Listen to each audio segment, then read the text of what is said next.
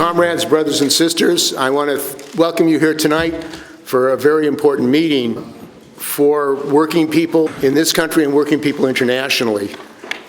The campaign for the fight against the war, Iran war, the attack on Venezuela, the attack on Cuba, is a critical thing for the American working class in this period, this international period.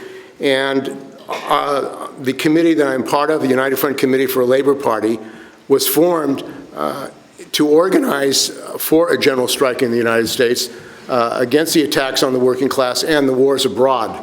The working class here has the power to stop this war. The unions and the working class can stop the war. The Democrats aren't going to stop it, and protests alone are not going to stop this war. So we have to mobilize. And also, the major political problem in this country and internationally is a lack of a working class, mass working class political alternative in the United States. There is no mass working class party, and there's a massive political vacuum in this country for working people, that they don't have a political alternative. So for our committee, the central question is the movement of the working class politically united front, and also the crisis of capitalism and the rise of fascism. Because what we see is this fascist government is not only instituting fascist laws and groups like the Gestapo, ICE, but they're also organizing internationally to support the AfD and other fascist parties around the world to attack the working class. So we face a fascist government in the chief imperialist country that is attacking the working class. So we hope this will be the first of many United Front meetings to organize politically for a general strike and for a workers' party. And we are going to have some proposals for the action on March the 28th and also on May Day, how we can unite together around class struggle issues and a class struggle program. And I have to say that when we talk about a general strike, we have our history here in the Bay Area, where the general strike in 1934 was an important part of American labor history and brought about the formation of the ILWU and workers. When it happened, hundreds of thousands of workers joined unions. And we see that development again if there's a mass general strike in this country. Millions could join unions, and also the last general strike in 1946 in Oakland. So we think that the question of organizing politically in the unions and mobilizing with a general strike is very important.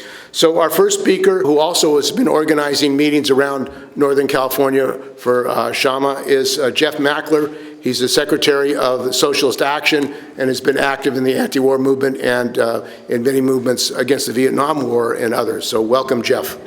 Thank you. Will you forgive me if I don't stand up at 86? It's a little bit more difficult. And I'm afraid that if I pushed on the table too hard, I would turn it over. I'd like to thank Steve and his comrades for organizing the meeting. Kshama and I are on a 6-city tour of the Bay Area. We just came from a wonderful meeting of 60-some-odd people in Santa Rosa. And the common themes that we're going to San Jose and Berkeley and Mount Diablo, San Francisco, and a couple of other places. Our talk is the relevance of socialism. At 86, I frankly say I've never seen capitalism in a greater crisis in my lifetime, nor a reactionary, quasi-fascist president like Trump. But what Trump says publicly is what the ruling class, bipartisan, has always done in the United States. The United States has initiated 145 different wars to conquer people, oppressed people everywhere. It's currently involved in a monstrous war, saturation bombing the Iranian people, demanding that the Iranian people stand up, overthrow their government, and salute President Trump as the leader of the world capitalist system.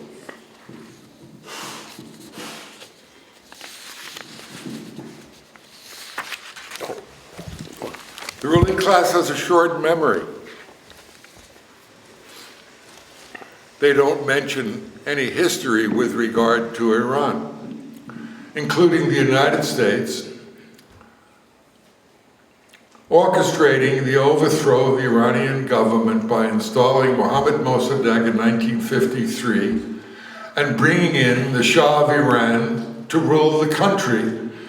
With the help of the United States, and I mean active help, they set up a CIA organization called the SAVAK that tortured people indiscriminately for decades and had the highest numbers and percentage of its population in prison in the world. At the time, I was a leader of KFI. This is just a bit of an IQ test. How many of you understood and remember what KFI was? Steve?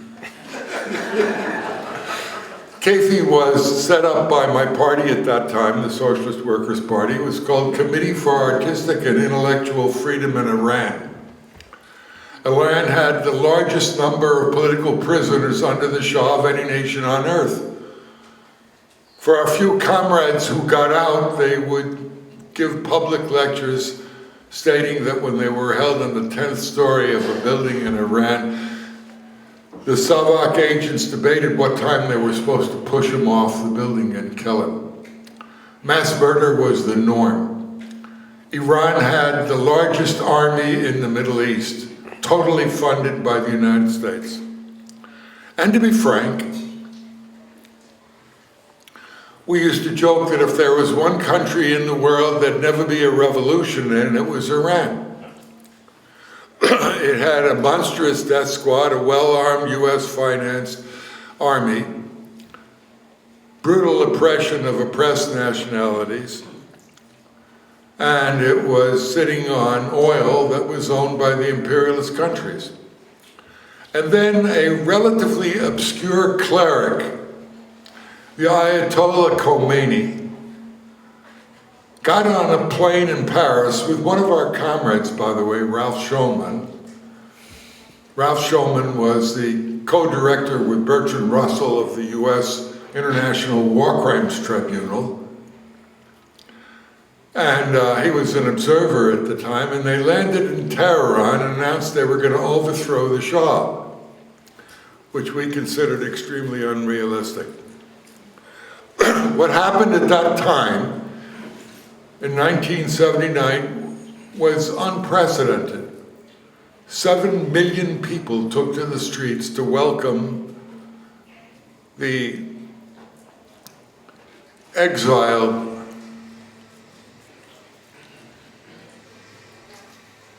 person who became the supreme chief of the Iranian army.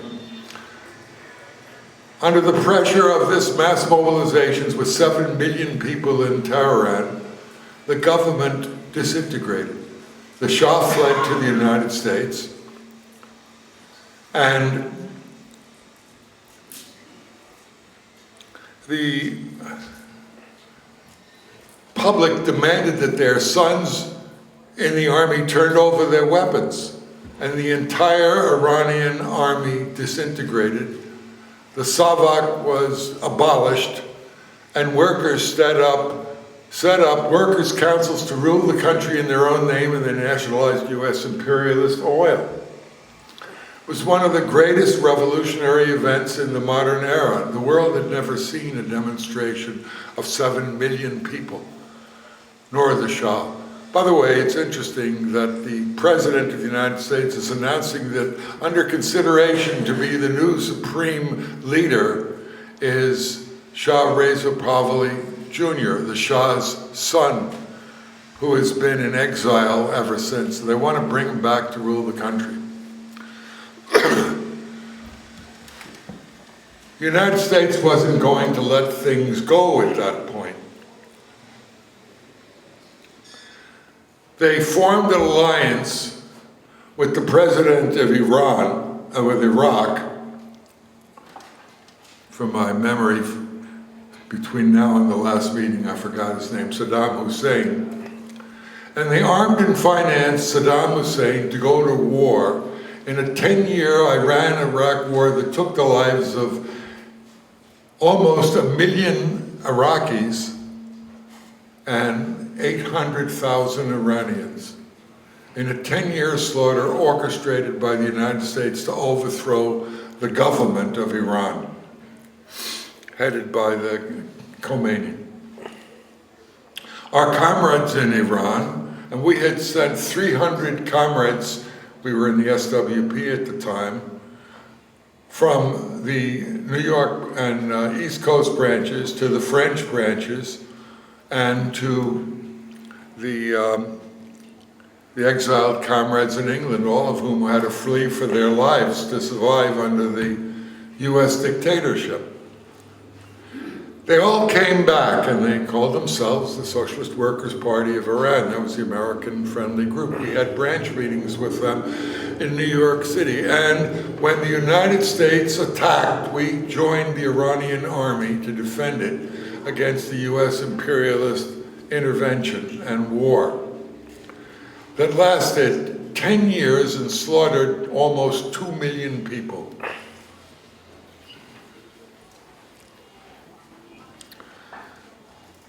That was a monstrosity organized by US imperialism to overthrow the Iranian government. The history of Iran, the disintegration of the shouras, which is the Persian word for workers' councils, is another history that we've written widely about, but our stance in the United States was keep the imperialist beast hands off Iran. No US intervention, and that's our position today. Whatever we may think of the leadership of the Iranian government, and it's not much, we defend unconditionally its right to self-determination against the US imperialist beast. We demand out now, and a few other demands related to it, because today's movement is no longer limited to Iran. We demand zero aid to the Iranian dictatorship, but further, we demand the total abolition of the US military budget. United States imperialist beast poses as democratic. This monstrosity took the president of Venezuela and his companion, a commander in the Venezuelan army, and put them in a Brooklyn, New York prison just a couple of months ago. They're threatening to bomb to smithereens the Cuban government.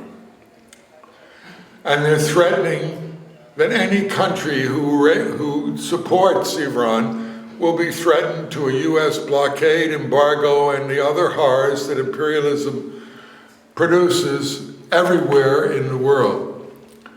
They threaten war, not just because Trump is a maniac, or as his appointed Secretary of State, Rex Tillerson, said, a fucking moron at a National Security Council meeting, that's what he was called, because he made a proposal to increase the United States tactical weapons barrage 100 times over. But this moron, Donald Trump, is not just an aberration. He represents a US imperialism that can no longer effectively compete on world capitalist markets, where the profit rates of American corporations are lower and lower, where it can't compete effectively with other rising imperialist nations like the Chinese government, or the Russians, or anyone else in the world. So its method is massive war, intervention, destruction everywhere in the world. I want to say a couple of words about genocide, because we know about the Palestinian horror, killing, Ralph Nader says, up to 400,000 Palestinians. The official figure is 70,000. And making war everywhere in the world. But I want to talk about the Congo. Because at the time, one of the weaker imperialist nations had the Congo as its private property of King Leopold. And King Leopold enslaved the Congolese people, and guess how many people he slaughtered, demanding that they cut his rubber off? 14 million, the largest genocide in the history of the world. Vachel Lindsay wrote a poem about the Congo, denouncing it. Mark Twain and others denounced it. People wrote books about it. Adam Hochschild wrote the definitive history of the Congo. But guess who got the mineral rights to the Congo, not just the rubber? Two major American figures, the richest people in the United States, got the underground mineral rights, Rockefeller and Mellon. And they still have the Congolese rights today. And they are still conducting genocide in the Congo, and starvation throughout Africa, and mass murder everywhere. This is a government that is going to take massive power to defeat. It's going to take united, massive mobilization of the American people. We have to win the majority. And in order to do that, we have to build a deeply rooted, mass revolutionary socialist party aimed at the abolition of the system that is the cause of the world's horror. Take a guess how many certified national security clearance agents of the United States government exist and function in the United States today. One guess, anybody? 80. How many? 80. No, the figure is 5 million. 5 million agents in 15 US agencies have national security clearance in order to uphold the interests of the ruling class and infiltrate, condemn, or disorganize. Would you go to the principal's office, please? You're late and you don't have a pass. Oh, that's my teacher union. So what I'm saying is that in order to defeat US imperialism, not just to mention its military, which we will win over, like we threatened to do during the Vietnam War, we need a deeply rooted, massive, democratic, united front mobilization of the American working people. That's our task. That's the only way we can beat this beast. It can't be done by rhetoric or proclamations about building a labor party tomorrow or a general strike tomorrow. Those are all our objectives. But we start by building a party that seeks itself to root itself in every struggle. In Vietnam era, there was one major struggle that united most of the movement, and that was bring the troops home now. And we defeated the US imperialist beast in Vietnam, but at a cost. 4 million Vietnamese people died. Countless hundreds of thousands of Cambodians and Laotians and so on. We need to build a movement today, and I'll finish, that demands freedom for the Palestinian people, self-determination for Palestine. We don't recognize the legitimacy of the Zionist, settler, colonial, racist state of Israel. It was created by imperialism, and it serves as the central agency for repression in the Middle East of the imperialist powers. That the Iranians are bombing the monarchies in the Middle East is something we don't oppose, because they're all agents of US imperialism with the same exact objectives to defend their billionaire interests. We call for the abolition of the racist ICE and all such institutions of the United States, and defend unconditionally the struggles of the Mexican-American and deported immigrants for freedom. We say no human being is illegal. We want to abolish all of the laws that in any way persecute the oppressed in this country. We want to build mass organizations that are democratically controlled by the ranks that reach out to a rebuilt, reconstituted labor movement, because the truth is that's what we need. The labor movement is lower than at any time in history. Steve, thanks for letting me go over a few minutes, and thank you all for coming. And finally, it's just wonderful to see some of your old faces, but unfortunately, unlike me, you've gotten older. Thanks so much for coming.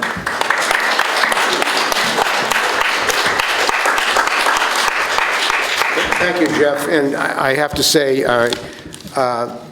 you're lucky that you're alive like I'm alive, because going through the Vietnam War in the battle against U.S. imperialism, and to have this situation with fighting Iran, there's a continuity in that struggle. And also, the epoch that we're in now is a very rapid decline of U.S. imperialism, which is creating the potential for a revolutionary development. So our next speaker is Jorge Ramirez, and he is with the Spartacist League. Welcome, Jorge.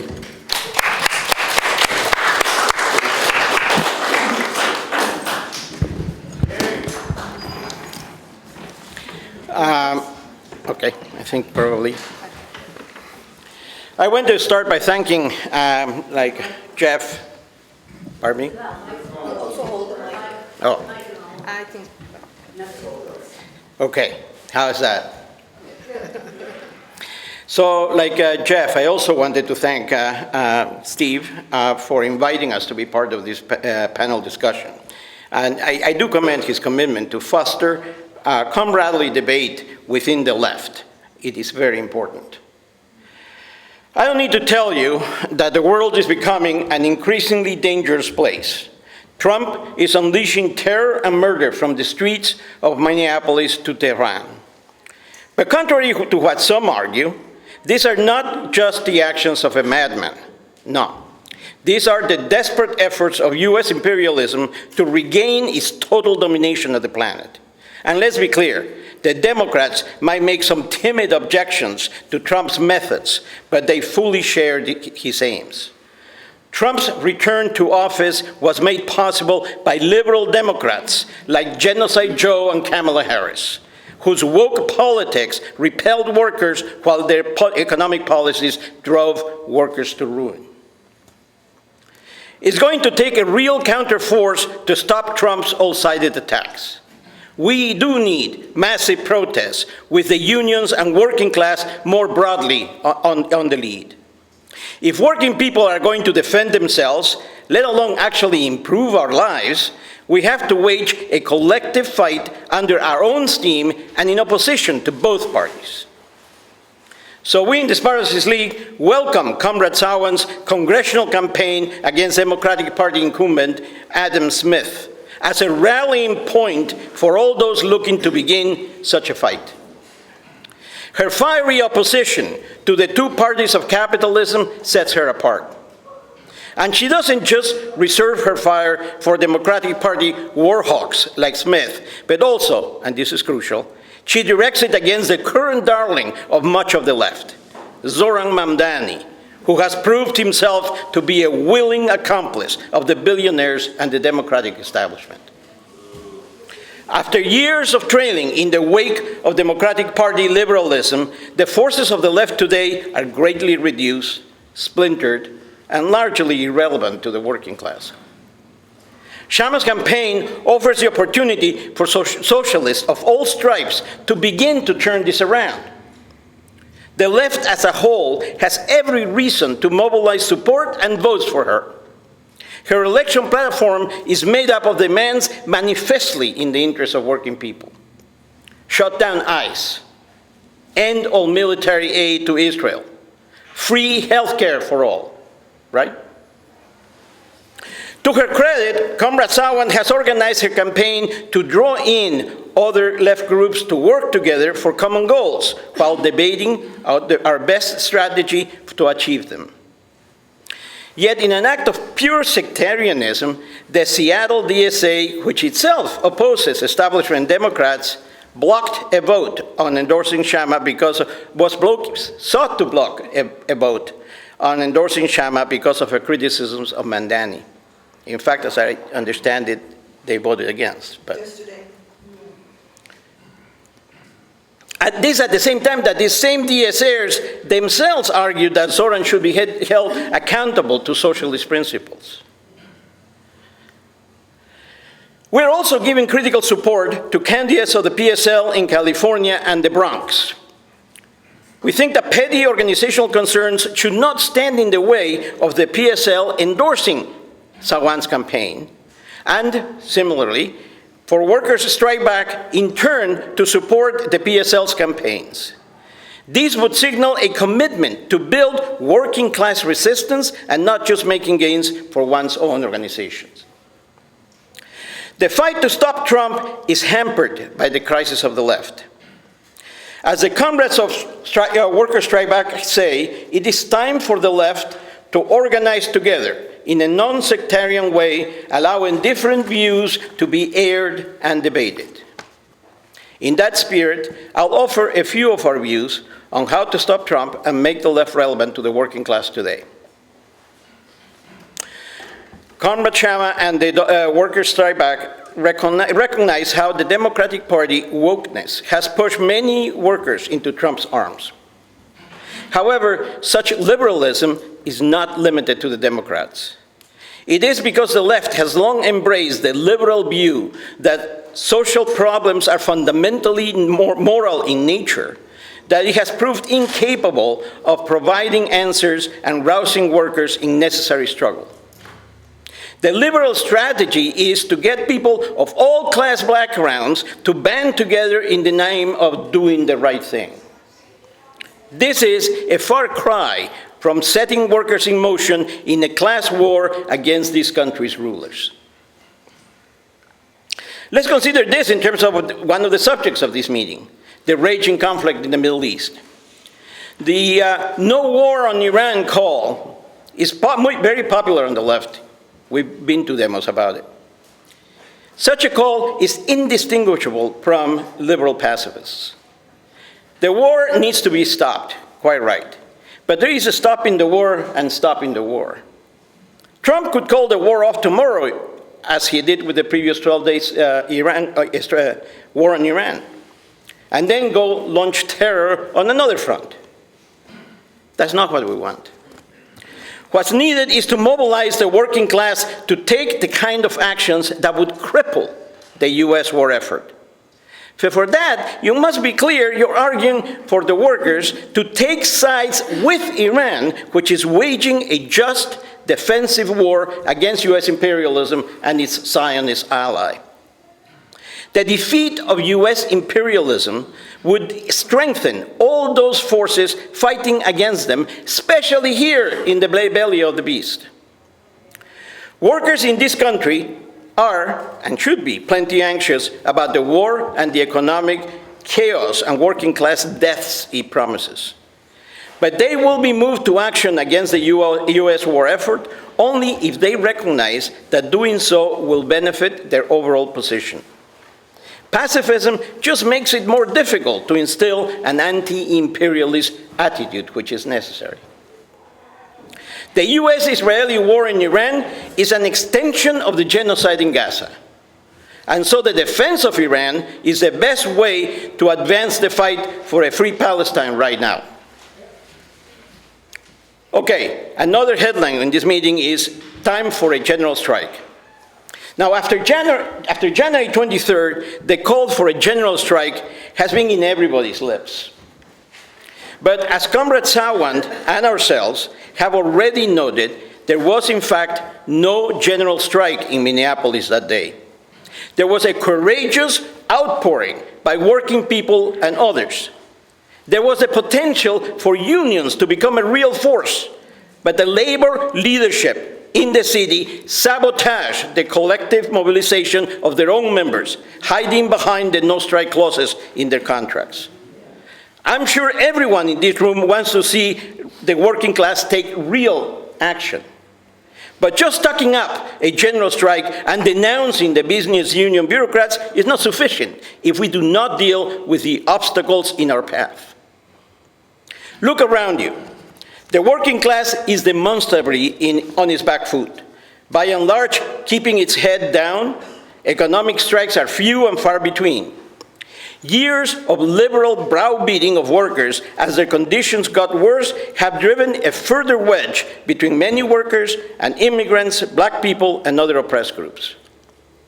These divisions are fueled by the bosses, and they are reinforced by the labor bureaucrats, including those like the ILWU progressives. All of them view what's good for the US empire as good for the working class. And all of them are major barriers to collective action on the scale of a general strike. You are not going to break the grip of the bureaucracy with appeals to greater militancy alone. The only way to prepare powerful militant action is to actively combat the divisions in the working class. This requires patient explanation of why the fight for black people, immigrants, and other oppressed layers is crucial for the defense of every sector of the working class. And use that to convince the workers to take action in their defense. However, initially modest that might be, it will lay the basis for future collective actions. Calls to militant action based on liberal moralism, not working class interests, will fall flat. And it certainly will not pave the way for the class war against the country's rulers that is needed. This is the problem within politically endorsing liberal outfits like the Green Party, as the Workers' Strike Back did with Jill Stein in the 2024 election. Sure, Stein was anti-war and promoted many of the same reforms as socialists, but her campaign was simply an appeal to all people of goodwill rather than for workers to fight for their own interests. In fact, the Green Party's eco-liberalism is a big turnoff to most workers and will only further drive them away. Building a proletarian caste-independent alternative can only be done in struggle, laying out concrete steps for the workers to take at each juncture. And it requires a robust debate within the left and in the class on the strategy and tactics needed to go forward. Starting from the felt needs of the workers, union militants need to put forward demands that address them and demonstrate how liberalism and the current labor misleaders stand as an obstacle to achieving them. It is such a work that will lay the basis for building leadership of the unions committed to fighting in the interest of the class as a whole. Only from this starting point can we begin to untangle the complex knots of divisions and begin to unite the working class. Only from this starting point can we forge a true revolutionary working class party. Comrade Sawant's campaign seeks to prepare the ground for a new party for working people. We Spartacists hope that you will join us in supporting her. The stronger the impact of her campaign, the better for the working class and the left. Sawant for Congress.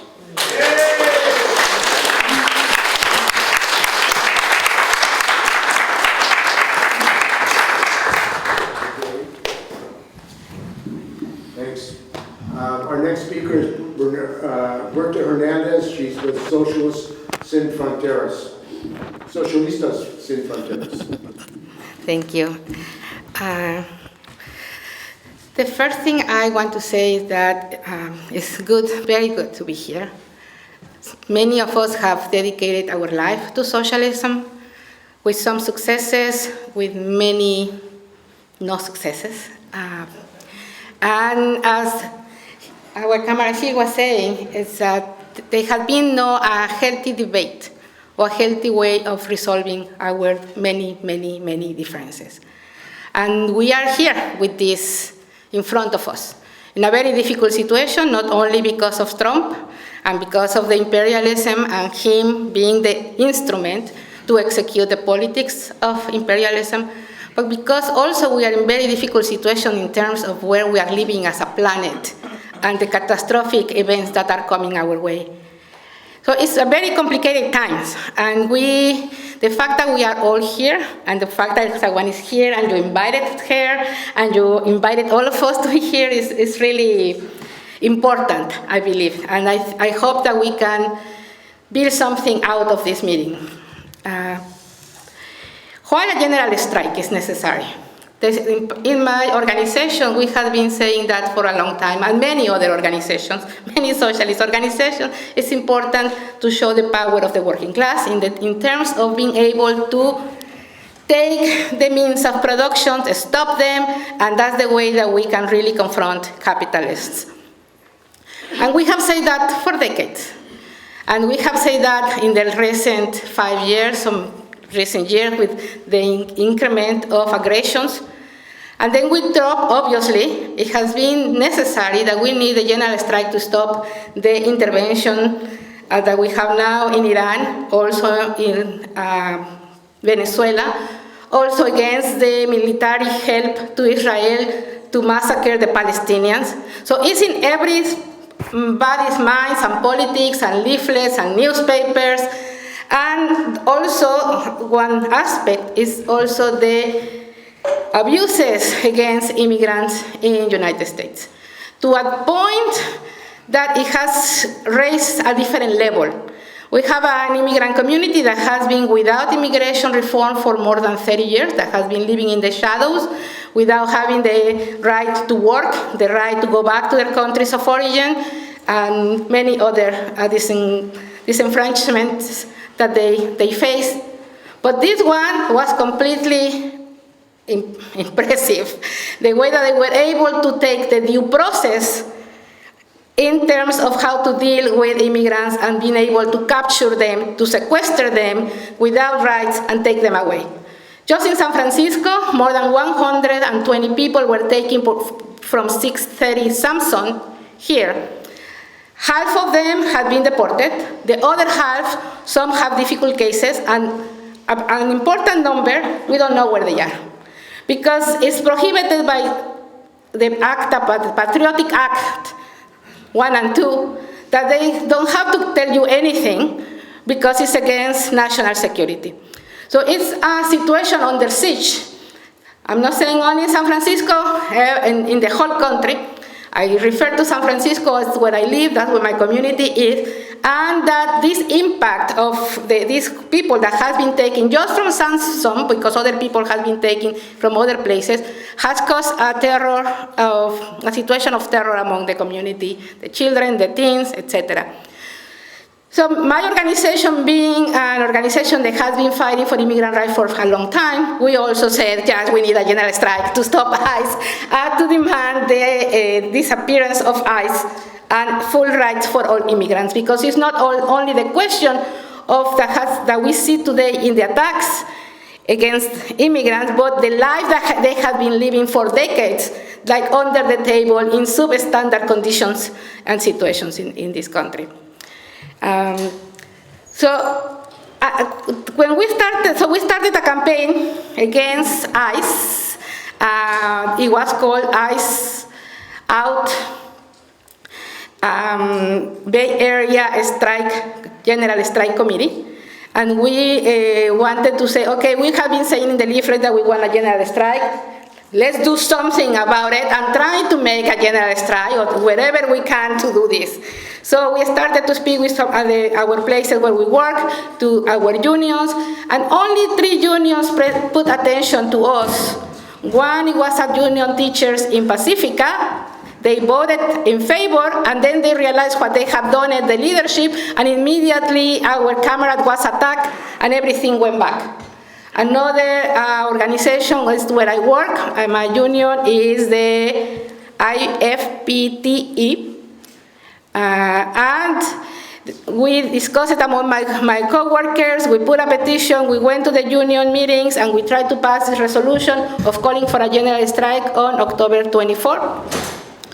And it was a lot of track among the rank and files. We all worked very hard and meet many times and were and participated and presented our position. And the response of the union leadership was like, no way, there is no possibility, you cannot do that, it's impossible, it's against the law, never. So the question from us were like, so we don't have a strike right. So it's just for the history books, this thing. So we had many discussions with them, but the union themselves didn't want to do anything, just my co-workers. And then a union that actually said yes and went on a strike is the National Lawyer Social Services, something like that. National Organization of Legal Service Workers. Yeah. A small local in the city of San Francisco. They help seniors. Those lawyers help seniors when they are evicting them from their houses to not get evicted or to have a better situation.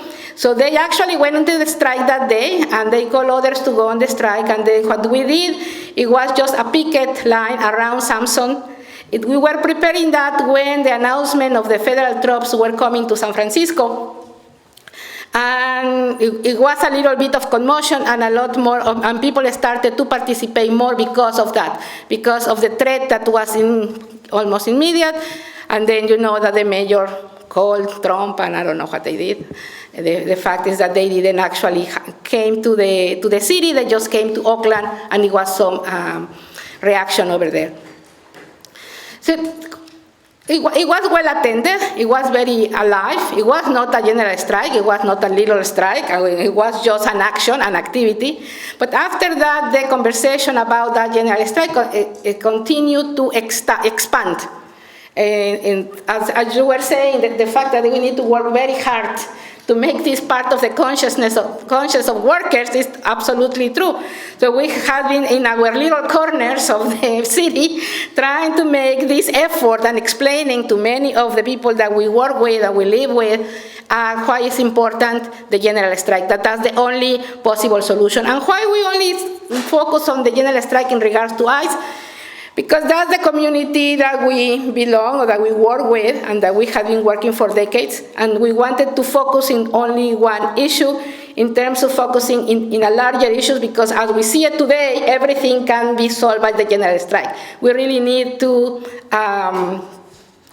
derrotar, how to say that? Defeat U.S. imperialism to survive here and outside. I mean, it's for everything. It was just for the focus of our activity and what we can do and access. So that's why we are very happy that we started to work with Steve, and we want to be more open to other collaborations in how we do this. So as part of this, we started a campaign to focus our work in bothering the Labor Council. So we did a picket sign outside them, and we were like saying, you have the historical obligation and responsibility to call for a general strike. They have told us in those meetings that the only way they will call the general strike if it's the actual troops were in San Francisco. And so when the troops were actually saying that they were coming, we went to told them, you say that when troops will be here, you will call for the general strike, and then invented a lot of other excuses not to do it. We also went to the Bay Area, how do you call that? Bay Area, the ones who call many demonstrations. Bay Area resistance. They had already said, yes, we can present, we can do a proposal to the meeting was in Oakland, and then they changed their mind and they didn't want to speak about it, and then when they put their big PowerPoint on the screen, it said that all of these activities are okay, and the place was full, was a lot of people, and say all of these activities we can do to stop ICE. But what we cannot do is general strike with big word. So they don't like it, they are afraid, I'm sure they are linked to the Democratic Party. They understand how important a general strike can be, so they are going to stop it as much as they can. And just two things to finish. We are organizing another picket around the Labor Council on April 13th from 5:30 to 7:30. That's the time of the meeting. If you want to accompany us, there is some leaflets over there. And we want to participate in May 1st demonstration. It has been said or has been proposed a contingent for the general strike. It will be on time and appropriate, and we would like to collaborate with others that want to do that. And that's all, and thank you very much.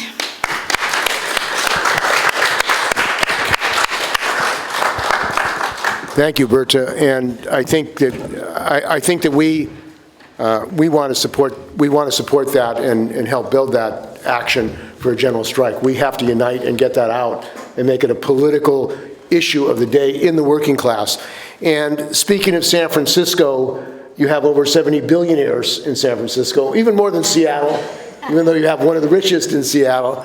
But in what we have also is a billionaire mayor from the Levi family who is taking it upon himself to harass and terrorize black homeless people in San Francisco. And we had a protest there last week at City Hall demanding that it be immediately removed.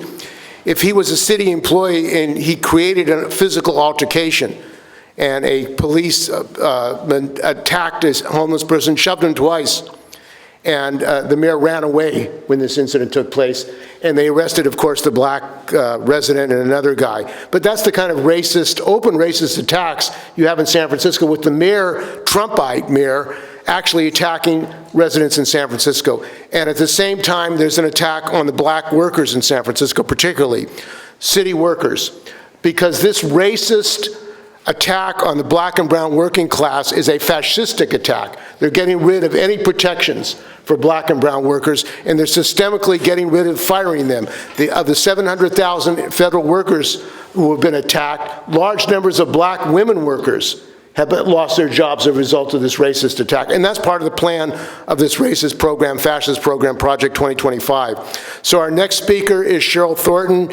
She is president of the San Francisco Community Public Health, and actually works in the Tenderloin and has been subject to those conditions. So welcome, Cheryl.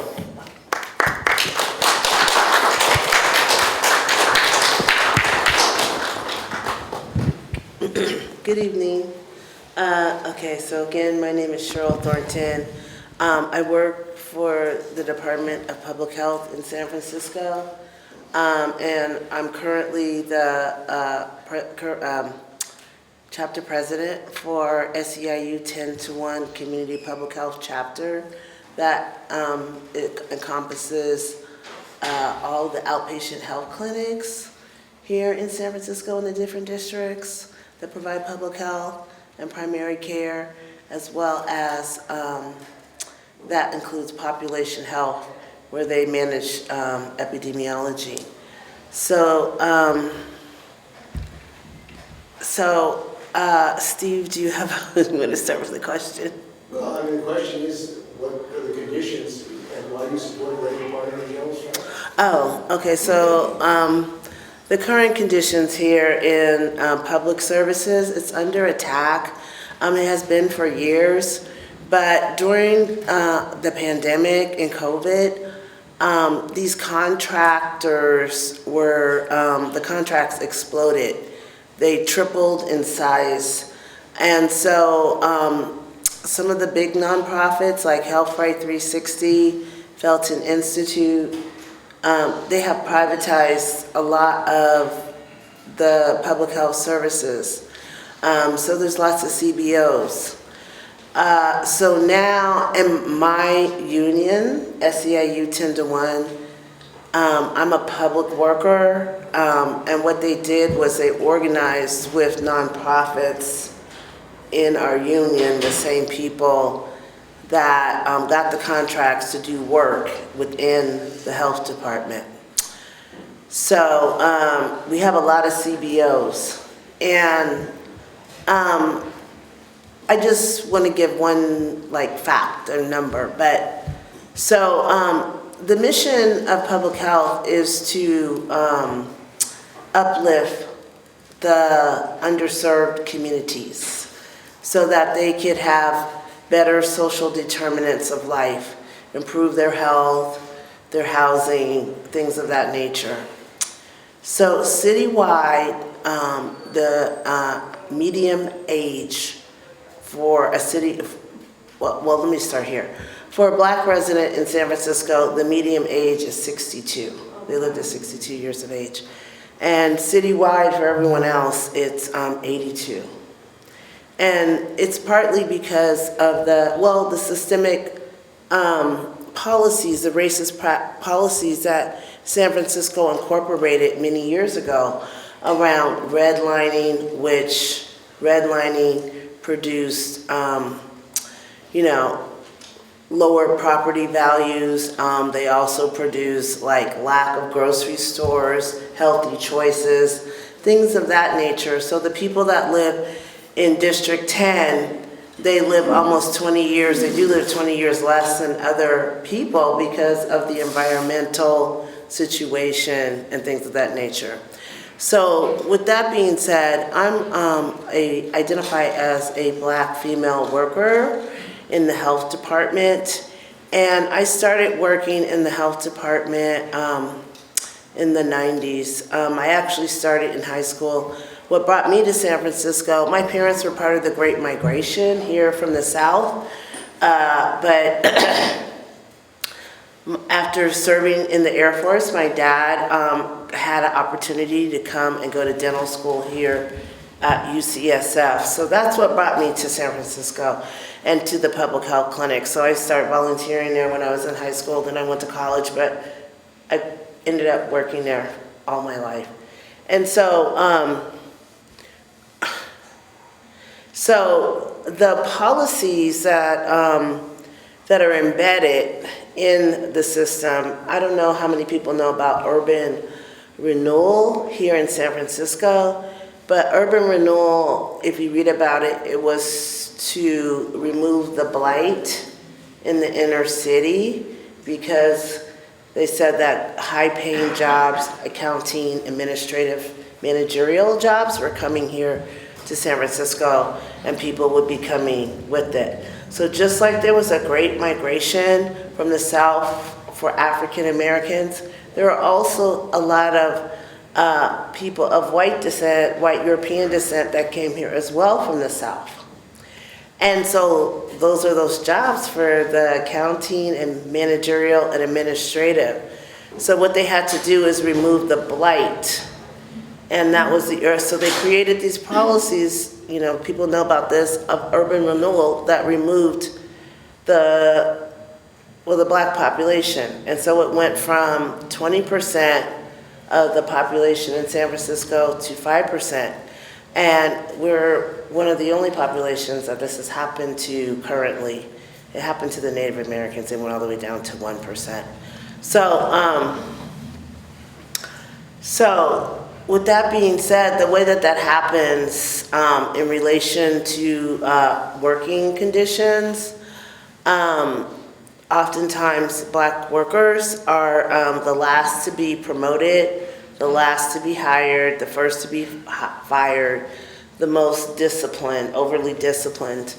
And so those are the working conditions. And my union really has not really ever, they said that they were gonna help us to change the policies. And we did run a campaign in 2018 that was very successful, we thought, but then it stalled. So the reason that I feel that we need a Labor Party is because of the same reasons as a lot of working class people here in San Francisco. The affordability of housing, the rents are too high, people can't afford their health care, they don't have paid time off, the working conditions.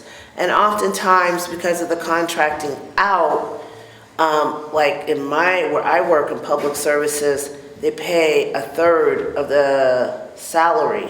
So somebody that might do my job that makes maybe, I don't know, $60 or $70 an hour, and we have retirement benefits and we have health care and PTO, paid time off, the same worker might make $22 an hour with no benefits, no retirement, very little paid time off, just the basic, whatever the city ordinance says.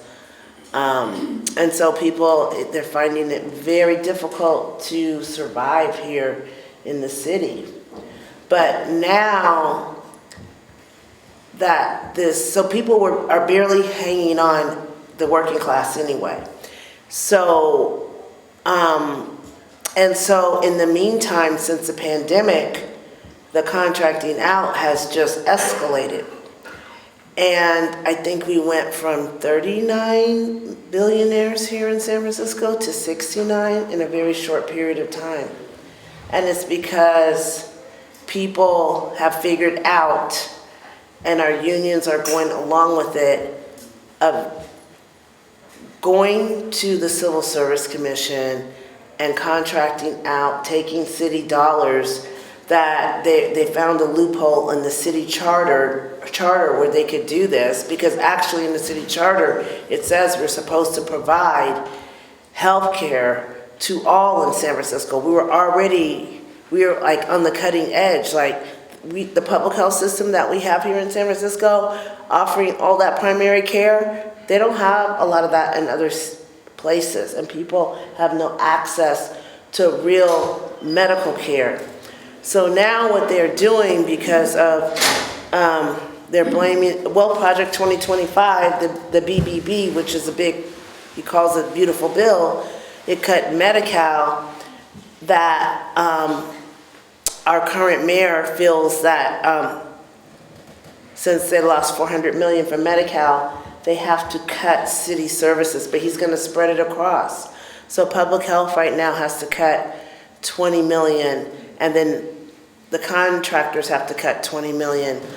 But our union, who organize both, they're in a conflict of interest. We're in the same bed. They're competing for our work. So the union's telling us that they have to represent both. So you see the conflict.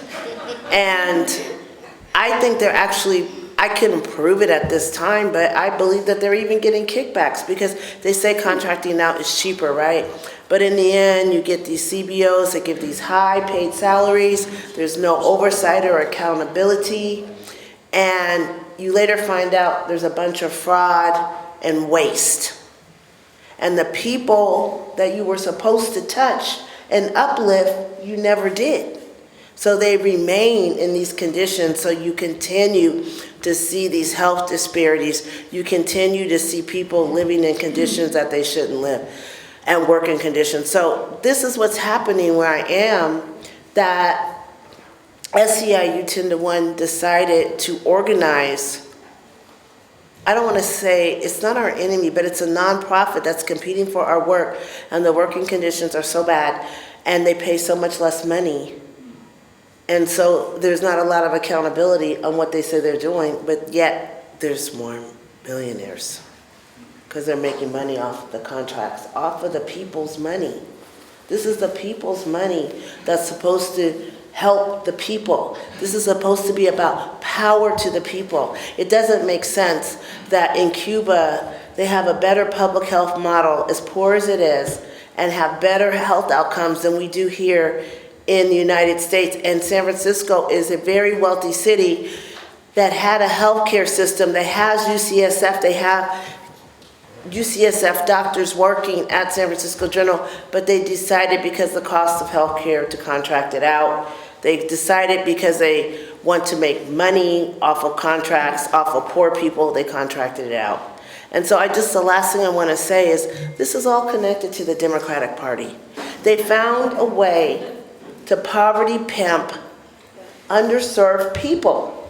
And that's really what and it's attacking the working class, and more people are falling into poverty because of this. And this is why we need a Labor Party.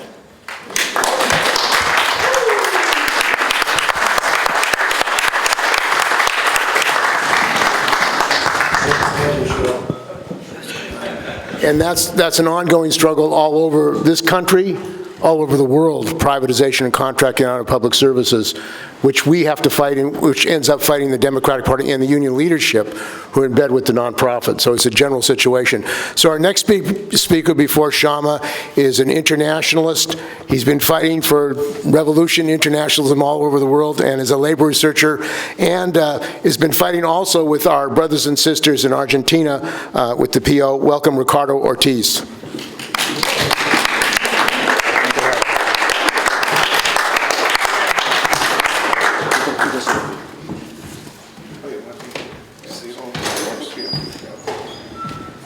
Good evening, everybody. I'm gonna discuss a couple of things right straight to the point, because the night is running and we are all tired, etc. But first of all, I want to express my support to Kshama Sawant, because she's building an independent movement of the working class. Also, she has shown through her trajectory that she's an anti-imperialist fighter, opposing U.S. imperialist wars everywhere. We had a conversation yesterday, and to my pleasure and my happiness, she supports independence for Puerto Rico. U.S. bases out of Puerto Rico and the Caribbean, independence and for the colony of Puerto Rico. So therefore, as opposed to social democratic candidates, particularly right here in this city, that they have a dark, this so-called supervisor, what is her name?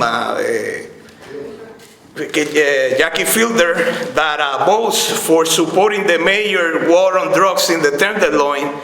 Kshama, as opposed to that, never ever supported such measures in the city of Seattle while she was a city councilwoman. So that's a difference between reformist politics and independent class socialist politics. And definitely, she will not support the appointment of a billionaire to run any local police department like a social democratic capitalist politician Mandani does in New York. So enough of that. I just want to go ahead and read an international message that has been sent to Comrade Sawant and to everybody in here. It is from the Republic of Argentina. As you know, Argentina has been punished by the imperialists, by the IMF, the World Bank, the United States, the European Union, and the list goes on. And they want to privatize all the remaining assets that are in public hands ever since the Milei neoliberal government has come to power. More than 2,000 enterprises have been lost. There are hunger in Argentina. Half of the population have to receive subsidies to live due to the austerity measures and the giving away of the country by a reactionary neoliberal scumbag called Javier Milei. I read as follows.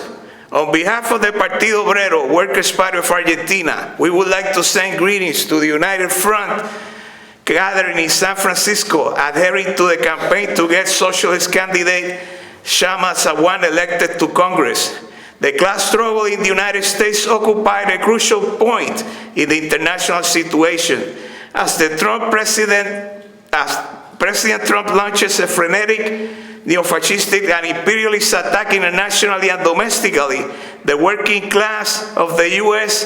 is strategically poised to fight back, as is shown particularly in Minnesota, and not allow the Trump regime to consolidate.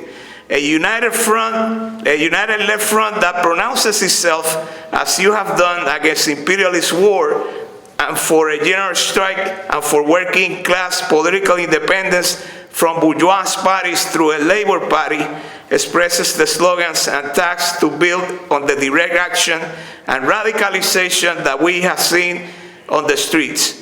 Workers around the world, and particularly those facing the imperialist and Zionist massacre in Iran, Palestine, and Lebanon, need the growth and development of allies like this within the belly of the imperialist aggressors. Our enemy is one and the same. Javier Milei in Argentina is an stooge of Trump, has been brought up by millions of dollars to avoid his government falling into default. Without Trump extorting the Argentinian people with withholding aid, and if the last election would have been a Milei defeat, his government would have been over. He has been taking advantage of the election Trump helped him win to advance a labor reform, which means a 100-year setback in working conditions and an industrialization that has wiped out 20,000 companies in the last 2 years of his presidency, and cutbacks in welfare for 1 million unemployed workers just this past month. We're on the streets fighting for wages and jobs. The workers of SUTNA, which is a trade union located in the factories that build vehicle wheels, it's called Sindicato Unido de Trabajadores del Neumático Argentino. and is led by comrades of their party, have been occupied the factory against closing down and losing 920 jobs for a full month. We're currently participating in leading position in teacher strikes and in schools of multiple provinces and in all national universities. Right now, it just has begun and a struggle in a few of the campuses of the public university system over there. Where the most advanced unions have voted for a permanent strike until the law voted in Congress increasing wages and budgets of the universities is complied by Milei. We have formed over a decade ago a front of left center on class independence and the fight for a workers' move government, the FITU, Frente Izquierda Trabajadores Unidad, which in English is Left Unity Front, which electoral surveys are putting at 7 and 10% of the vote after the obscene collaboration of the national bourgeois opposition of peronism within the labor reform that last month. This struggle has led us to be persecuted by the regime, with our comrade Cesar Aracaki facing conviction of jail time for the demonstration against pension reforms, 15 comrades of our unemployed workers organization, the Polo Obrero facing a trial which attempts to frame our neighborhood organizing as organized crime. That's how the regime wants to describe them. And also the persecution against our parliamentarian Marina Biasi, facing a bogus trial for religious discrimination, for being one of the handful figures in the Argentinian National Congress to denounce the genocide in Gaza. We support your campaign and hope it's successful in getting a socialist parliamentarian elected to Congress, which will be a huge boom for revolutionary agitation and organization. We desperately need a working class pole to fight back against the imperialist offensive in the American continent, where the invasion and decapitation of the Venezuelan government and the dramatic escalation of the blockade in Cuba have had not any significant response from the majority of the left and the labor movement. Let us prepare a continent-wide conference of workers to build the capacity for a continental general strike to fight back against the imperialist offensive.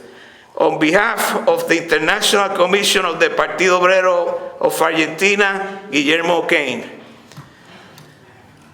And then we are going to read an appeal. I will try to summarize very close.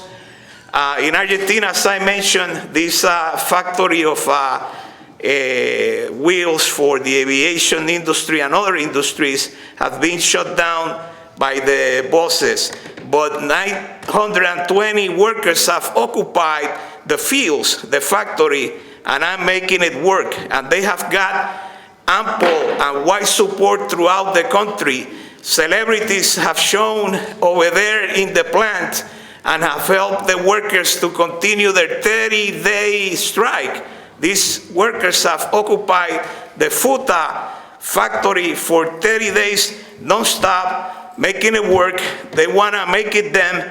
The Milei government wants to evict them. And they're fighting. Obviously, they had to go to court and fight. But most important is the support of the wide spectrum of the working class in Argentina has been complete support. So they need solidarity. I got right here with me an appeal that, throughout the night, I can give you the opportunity to sign it, and we can send it to Argentina. And another thing, we can also do activities of solidarity right here in the belly of the beast, because the regime of Argentina is backed by American weaponry, intelligence support, etc. So me and Steve are thinking about doing some sort of a support committee, so keep in contact with us, stay tuned. And long live proletarian internationalism, for workers' revolution, for a new workers' international. Thank you.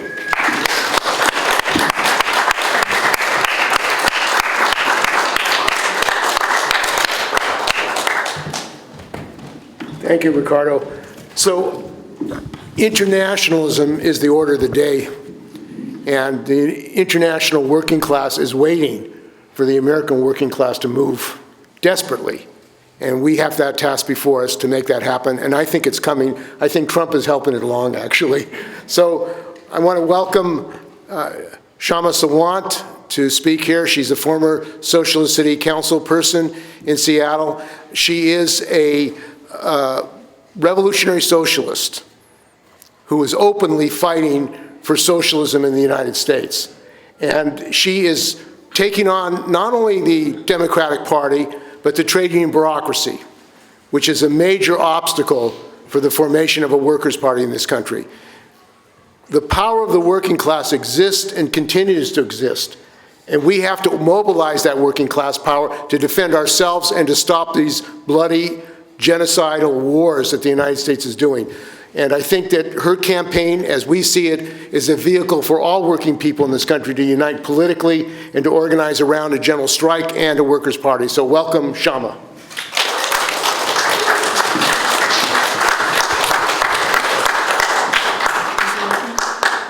Good evening, everyone. Thank you for staying, even though it's a little bit late. I really appreciate Steve and Jeff, both of whom who have played a big role in helping organize this speaking tour that I've been able to participate in. Solidarity with the working people in Cuba, Venezuela, Iran, Lebanon, and Iraq. Solidarity with the Argentinian workers who are occupying the factories. For many working people, the world is coming apart at the seams. As horrific as Trump is, as other speakers have said, this is not mainly about Trump. The Democratic Party presided over and is continuing to fund the genocide in Gaza. A majority of Democrats, including my opponent, warmongering Democrat Adam Smith, voted just this past December to give Trump $900 billion for war. Well, guess what Trump was going to do with those dollars? They were meant for war. He was not going to use them for peace. And those $900 billion, along with other bills that were passed last year, made up a $1 trillion war package, which is the single largest war spending package in US history. And the Democratic Party was front and center in allowing that to happen. Those are the dollars Trump is using right now to kill civilians in Iran. In reality, it's the deepening crisis of the system of capitalism that brought Trump to power, the fact that working people have lost faith in both parties of American capitalism. Trump has exacerbated the crisis in a number of different dangerous ways, but these actions are not an aberration, but an acceleration of the long-standing and systematic policies of US imperialism.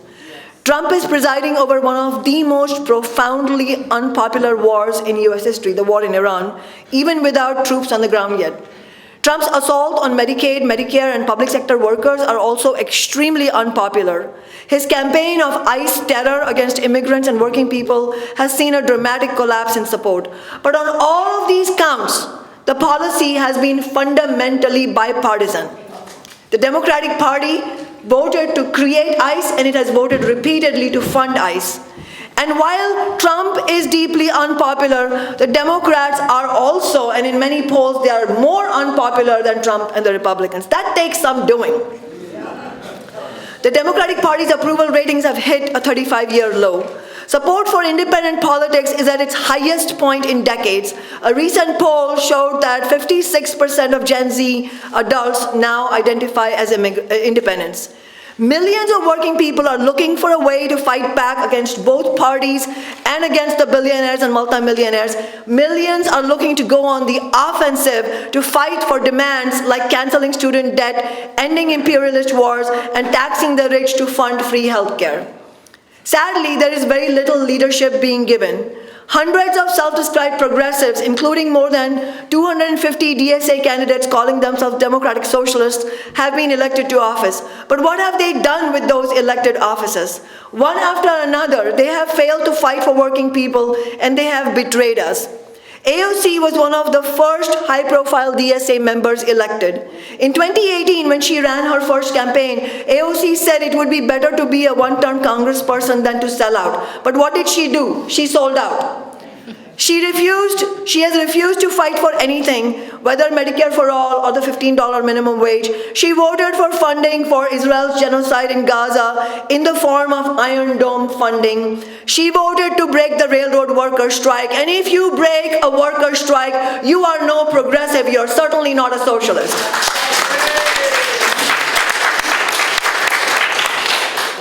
A few years after being elected, in a rare moment of honesty, AOC explained that the reason she doesn't fight against the Democratic Party establishment is because it would cause quote-unquote relational and reputational harm. What AOC means by that is that you cannot be a fighter for working and oppressed people and make a nice little political career for yourself in the system of capitalism. And she is dead right about it. If you fight for working people, the Democratic Party will go to war against you, and why would they not? The Democratic Party is owned by the billionaire class. The Democratic Party is not a lesser evil. It is one of the two most powerful capitalist parties in the world. It is the enemy of working people in the US and internationally. Virtually every war in the United States history has been supported by the Democratic Party, and many of them initiated by it. The Democratic Party was once the party of slaveholders, then it became the party of Jim Crow segregation. Since the Civil War, it has been the party of the capitalist class. The supposedly pro-worker FDR, whom progressives like to point to, called in the National Guard against the labor movement more times than any other US president.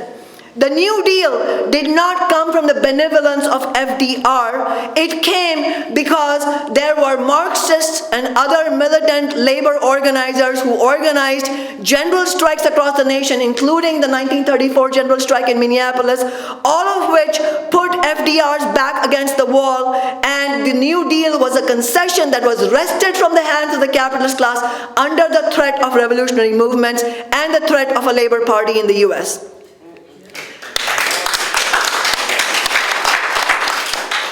Any politician claiming to want to save the soul of the Democratic Party, as Zohran Mamdani has repeatedly said, is leading working people into a dead end. We need a new party of and for the working class. What has this Democratic Party soul-saving concretely meant in the case of Mamdani? It has meant walking away from his demand to tax the rich. It has meant endorsing genocidal and strike-breaking anti-union Democrats like Hakeem Jeffries and New York Governor Kathy Hochul. It has meant reinstating arch-Zionist Police Commissioner Jessica Tisch. It has meant soliciting, keep in mind, he solicited meetings with the billionaires and multimillionaires and reassured them that he would be no threat. It has meant meeting with Trump and with the idea that he is going to charm Trump. This is the logical conclusion of the AOC and Mamdani approach that DSA leaders have embraced. Whatever good intentions these leaders may have started out with, they have all decided to put their political careers and their cordial relationships with the Democratic Party and sections of the billionaire class ahead of the needs of working people. We, my fellow revolutionary socialists and I, had a fundamentally different approach when I was elected to the Seattle City Council, first in 2013, as the first socialist elected there in over 100 years. We knew from the outset that our allies were not to be found in City Hall, those politicians. And they were all Democrats, by the way. Don't talk about Republicans, because there is no Republican stronghold in Seattle. They were all Democrats. I was one socialist. We knew that those Democrats would fight tooth and nail against everything we fought for, and they did not disappoint us. That is what they did in all of the 10 years that I was in office. My fellow revolutionary socialists and I understood that capitalism is a zero-sum game, and that means to win anything, we would have to wrench any victories we could win from the hands of the billionaires and their political servants in the Democratic and Republican parties, and whether we would be able to win and how much we would win would depend on the balance of forces between the working class and the bosses and their political servants. The status quo under capitalism is that the bosses have all the power because they rob billions of workers of the wealth we create through our labor. So the task of a working class leader is to always fight to change the balance of forces in the favor of the exploited and the oppressed. You do that through mass strike action, that is withholding labor and shutting down the profit machine of the bosses and posing a threat to the stability of their system. This is a must. You do that, you pose a threat to the stability of the system also through elected office, as we did by using our office to build mass movements that threatened the bosses and their political servants. And it absolutely meant that we were not there, I was not there as a city council member to build any kind of career for myself. We understood that careerism by leaders is viciously hostile to the interests of the working class. All of this can be described as a class struggle strategy. And because we understood the class struggle strategy, we won unheard of victories over a decade in our office. We won the highest minimum wage in the nation, the first minimum $15 minimum wage, which now, because we won inflation increases, is the nation's highest minimum wage at $21.30 an hour. Because of the victory we won, tens of millions of workers nationally have won much needed wage increases, which have been a crucial lifeline at a time that we are getting pummeled with cost of living increases. We defeated Jeff Bezos to win the Amazon tax, and which raises hundreds of millions of dollars every year to fund affordable housing. And we won unprecedented renters' rights, like a $10 cap on late rent fees, an eviction moratorium in the winter months, and an eviction moratorium during the school year for public school children, their families, and public school workers.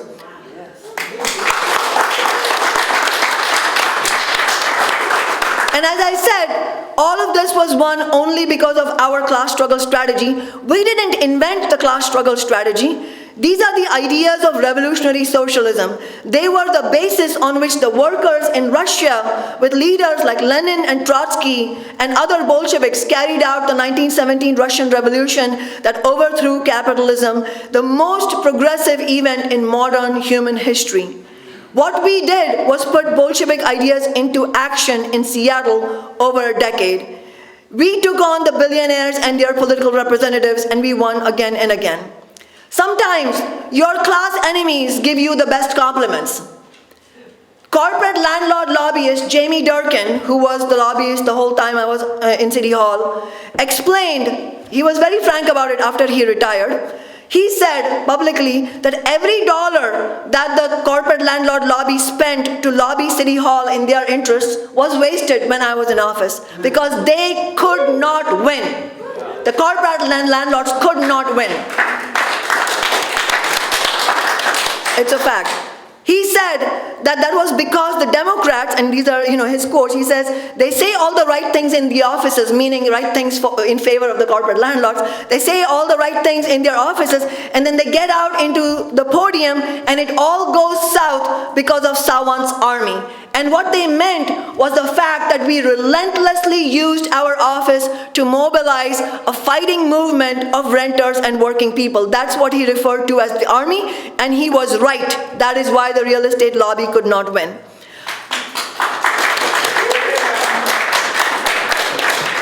And it's not for lack of trying. The Democrats, the politicians, the Democratic politicians, they opposed every single thing, and I mean every single thing. Not one Democrat on the city council supported 15 in the entire election campaign we had in 2013, when 15 was the flagship demand of our campaign. Not a single one of them endorsed our campaign. In fact, they endorsed my opponent, who was an incumbent Democrat at that time, the most powerful Democrat, who had voted against paid sick leave for workers. Many of the union leaders also endorsed him. We organized thousands of workers to win 15. After I took office in 2014, we launched the 15 Now mass movement with a big rally. We held mass organizing conferences. We organized neighborhood action groups. We held mass marches. We published op-eds that answered all the lies that big business was saying about the $15 minimum wage. And then a poll came out showing that more than 75% of the people in Seattle supported $15 minimum wage. I mean, it was huge. When Democrats in the city council realized they couldn't stop 15, then they desperately tried to undermine and weaken it. They tried to eke out every possible corporate loophole, including fighting against inflation increases. They also tried to exempt all franchise franchises from the minimum wage, which means basically the majority of minimum wage workers would not have got the increase. We defeated them on that too. We refused to accept any of these things as so-called compromises. We called them out for what they were, which was blatant attacks on the poorest workers. We mobilized hundreds of people to city council chambers over and over again, and our working class people testified in public comment, not saying, please council members do the right thing. We said, you're a liar if you say you're a progressive and you vote against this bill, or if you vote for corporate loopholes, and you need to be thrown out. We rejected respectability politics. We threw the rules out, decorum rules out the window, and we fought until the final hour, and we won. And it's not just Democrats who are hostile to working class movements. In 2013, the prominent labor leaders were, when we were running our election campaign, they were angry at me and demanded that I stop talking about 15. The leaders of the vast majority of the union, as I said, supported my opponent, but most of the leaders of the large unions still wanted to capitulate to the bosses when the popularity of 15 was sky high, and it was clear we had a solid momentum to win. This was just a few months before we won. At a meeting I was with the labor leaders, this was a private meeting of the labor leaders, I was there. One of the most prominent labor leaders at that time came there with this whole, lament on his face and saying, I'm so sorry, I've just come back from a meeting with business leaders. We're not going to win 15, we have to settle for 11, and we have to do this right now, we have to agree right now, because if we don't agree right now, we're not going to win minimum wage increase. This was when the opinion polls were showing that 75% of Seattle supported 15. 15 was the buzz all over the city. There was incredible pressure on the Democrats to pass 15, and they would have paid a massive price had they voted no. I knew we were going to win, but this is what the labor leaders were doing. And at that meeting, one after the other, all the labor leaders said, oh, that's unfortunate, but I guess that's what we have to do. We have to settle for 11. The real story here is that had the movement settled for 11, you know what big business would have done? You know what the billionaires would have done? They would have smelled blood in the water, and they would have gone for the jugular and made sure we won nothing at all. That would have been the most disastrous strategy ever. So, and I'm not sharing this story as self-praise. I'm sharing this as this is the kind of leadership we need. It was left to me to stand up in that meeting and say that if these labor leaders went ahead with this, it would be an utter betrayal of working people. And if they decided to go ahead with this, I was going to hold a press conference the next morning, and I was going to name names. They were forced to back off. That's right. A few weeks later, we were preparing to launch a $15 ballot initiative and collect thousands of signatures. This was to create a credible threat against big business and the Democratic Party, that if the city council didn't pass a strong $15 minimum wage, then we were going to take it directly to the voters in November. Most of the labor leaders didn't like our ballot initiative tactic. Why? For the exact same reason that we did launch the ballot initiative, which was to put real pressure on the Democratic Party and expose them, and that is what the labor leaders didn't want. They really did not want to antagonize the Democrats. The labor leaders demanded that we abandon the ballot initiative and actually threw us out of their coalition group when they did not agree. I literally had to walk out with my comrades because they literally threw us out. In fact, after we won 15, the Democratic mayor and the big business executives, they publicly acknowledged that it was ultimately the ballot initiative's credible threat, because we collected thousands of signatures and we showed that we could win on the ballot. They admitted that it was the ballot initiative's credible threat that forced them to concede on the city council vote. You can imagine where all this would have gone on the basis of AOC's or Mamdani's methods. Their approach of negotiation and capitulation instead of mobilizing movements would have brought the whole movement for 15 crashing down into defeat. Their methods are the methods of gatekeepers. Gatekeepers are those who pretend to be on the side of our movements, but are ultimately protecting the establishment and blocking our path. It is rarely going to be Jeff Bezos or Elon Musk who publicly stands in your way. Someone else will have that role on his behalf. It'll be a labor leader or a quote-unquote progressive Democrat or an NGO leader. It's going to be, and sometimes all three of them together. Knowing who is on your side and who is not is a make or break for our movements, and it often decides whether we win or lose. Part of this is understanding that gatekeepers are not on the side of the working class. Because one of the ways the political establishment in capitalism defends itself is that it surrounds itself with gatekeepers, people who are not actually billionaires, but they are doing the bidding of billionaires. Tragically, most labor leaders today in America are gatekeepers. This is why, if we are to defeat the capitalist class, we will need to defeat the gatekeepers. There is no way to sidestep this issue and win working class victories. We will need a reckoning in the labor movement and a return to rank and file militancy. Integral to this task is breaking the labor movement from the Democratic Party and winning breakthrough victories for building a new party for the working class.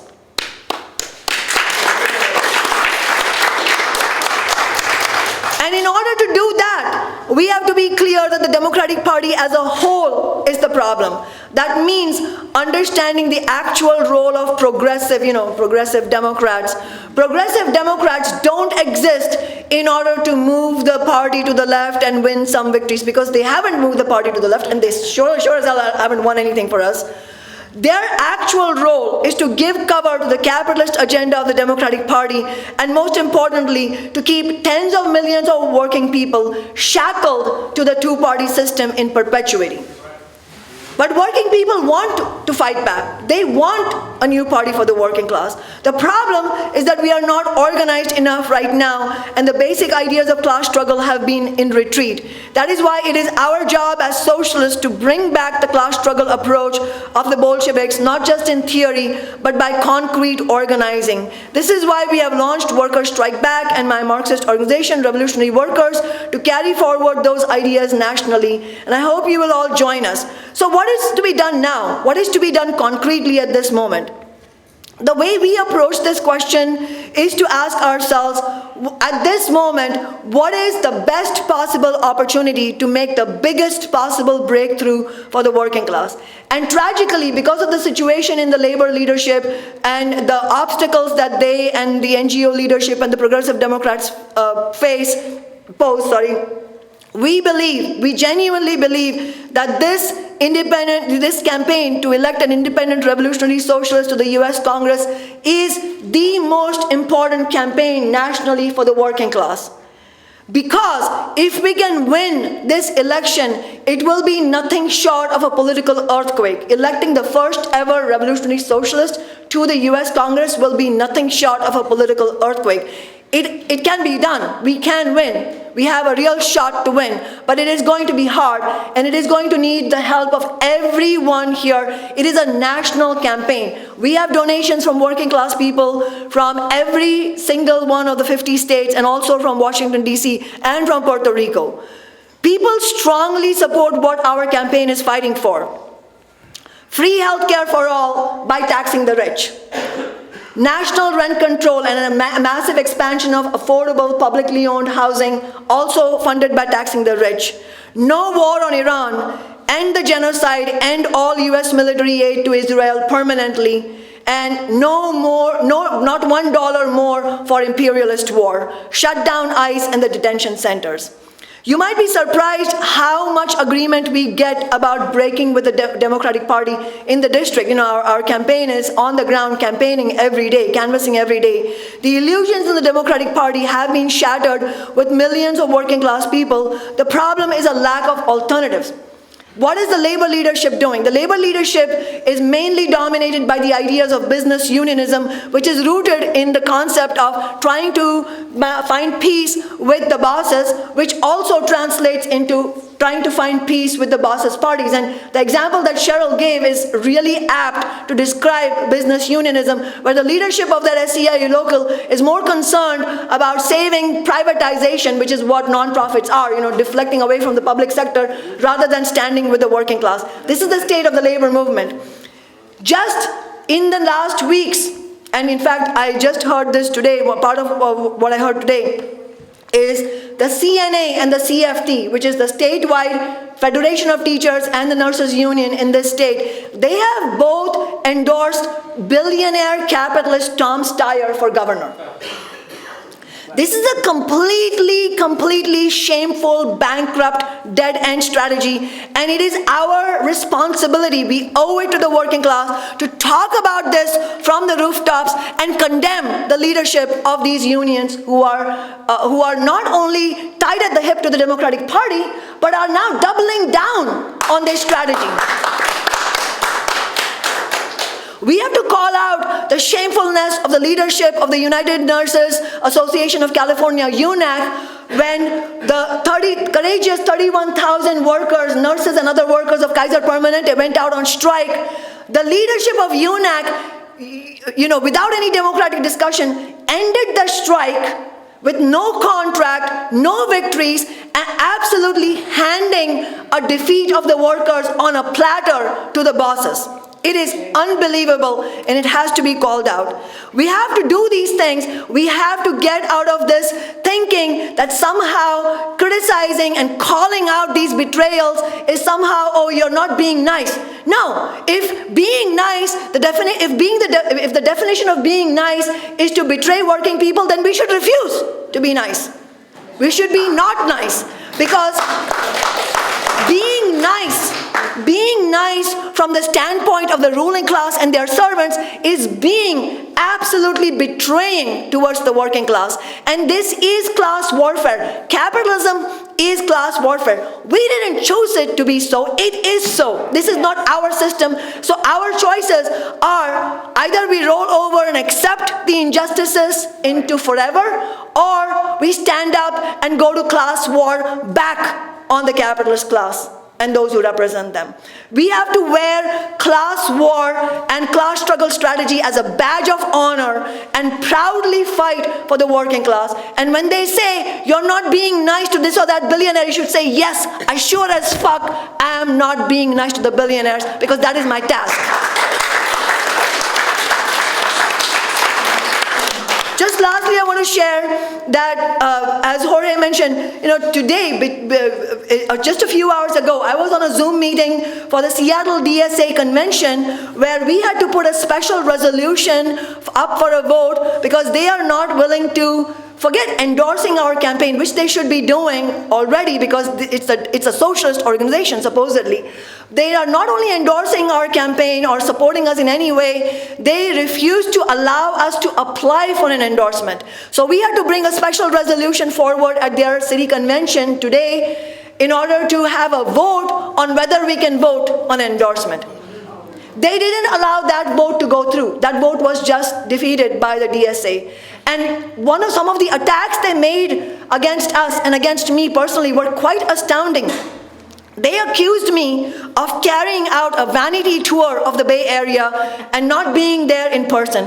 What they did not mention was that my trip here came about because I was going to be here for a rally in support of CalCare, Universal Health Care in Sacramento, which happened yesterday. What they did not mention, that there was not a single DSA leader or labor leader who was willing to support that rally.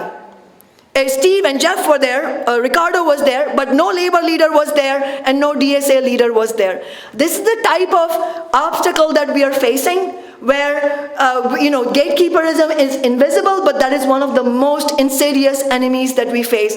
And rebuilding Bolshevism in the 21st century, which is what we need, will mean that we have to recognize these obstacles and go to war against them.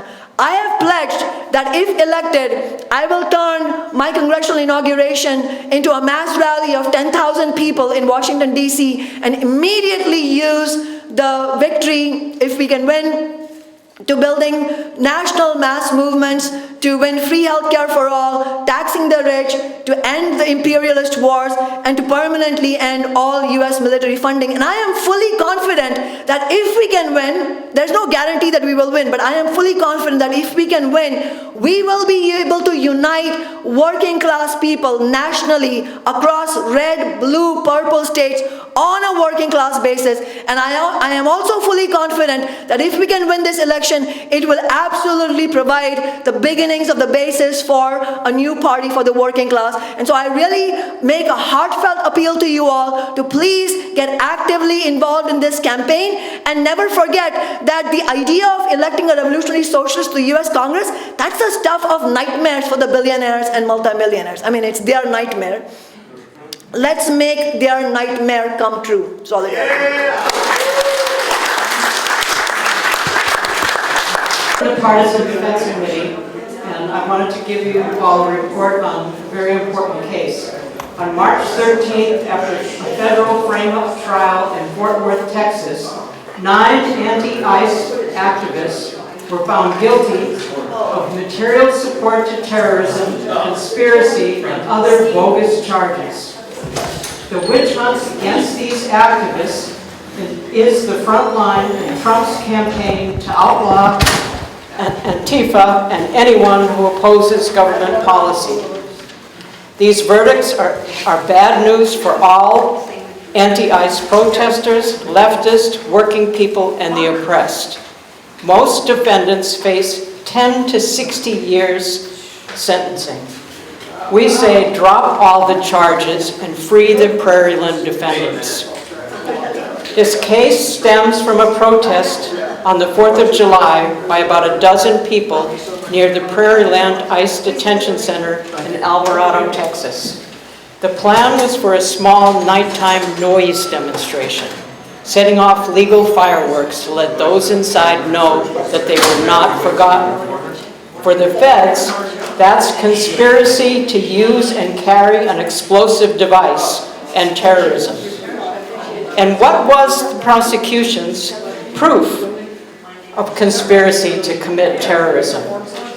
The fact that some of the defendants participated in an Emma Goldman book club and read poetry and philosophy for discussion, and that one of the defendants owned a Xerox machine and a printing press that they used to print zines, and that some of them legally owned rifles and participated in gun safety training and target practice.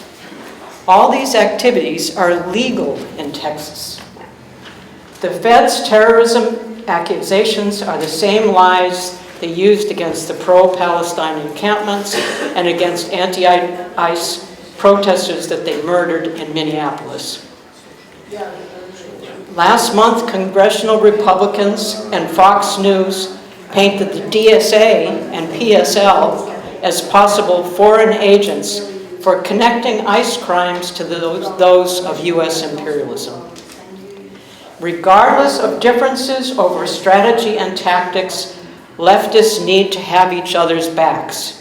An injury to one is an injury to all.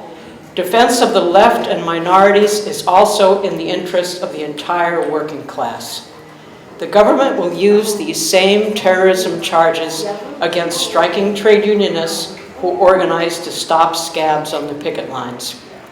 We need to mobilize the broadest possible support and united front action in defense of the Prairieland protesters and all victims of the current crackdown. It's important that Kshama Sawant is running. Her campaign can become a rallying point for those who want to resist the depredations of U.S. imperialism, both here and internationally. So the PDC encourages all of you to donate to the Prairieland legal defense and publicize the case. There will likely be appeals and an additional trial in Texas State Court. For more information, you can go to the prairilandefendants.com, and I also have copies of this article if people want a detailed report. Thank you.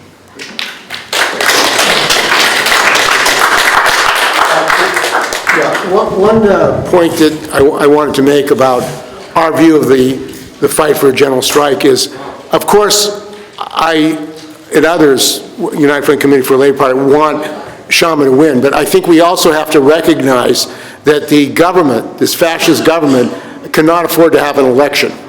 In fact, Trump, I just heard today, not only in Texas, but in Southern California, a guy who's running for governor, he's a sheriff, seized the ballots in a county in California. to investigate the ballots in this county in California. So they're moving actually to prevent an election from taking place. And I think as far as a united front and our fight in the working class, we have to say if there's an attempt to bring martial law and stop the election, there has to be a general strike. And that is very important to build this united front around an actual effort to stop the election, which I think is a reality in this country. Trump says it. Trump says he's going to try to stop the election. He doesn't want to have an election because millions of people are angry against him, working class people. Even his supporters are angry that he's invading Iran and their gas prices are going up. So he's betrayed those people who voted for him, who thought he was going to be the peace president. They saw where he really stands. So I think that's something as well.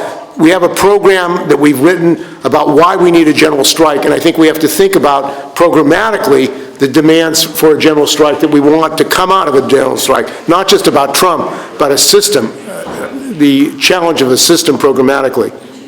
Any questions or comments? Or okay, sister, yes. I just wanted to say my name is Alma. I am actually part of the caucus called Just Break Already in the DSA. We want to, break anyone. Do you want to speak here? I'm pretty loud. Okay. Yeah, I'm good. No. Okay. So I want, we're a caucus that we want to fight within the DSA to break people away from the Democratic Party, because that is the only way that any kind of talk about building and fighting for socialism can be based on. And so we agree. In the last few days, we were aware that the Seattle DSA blocked DSA members for Kshama from actually putting forward a resolution to vote, to endorse her campaign. And we thought that was outrageous, that the DSA blocked members from actually just proposing a vote to actually fight for an independent candidate that actually is very clear about fighting for socialism and against both parties of capital. Because, as she spoke, it's very clear what her program is. And actually, DSA members for Kshama have a very good slogan: break the socialist movement away from the Democratic Party. Because the more the socialism is kind of attached to the Democratic, it drags it in the mud. So we really want to, we are fighting the DSA is to actually look for those people like the DSA member for Kshama to actually break, from the Democratic Party. And actually, I would like to say that we here in the Bay Area, I would like to actually propose to the DSA to actually endorse you.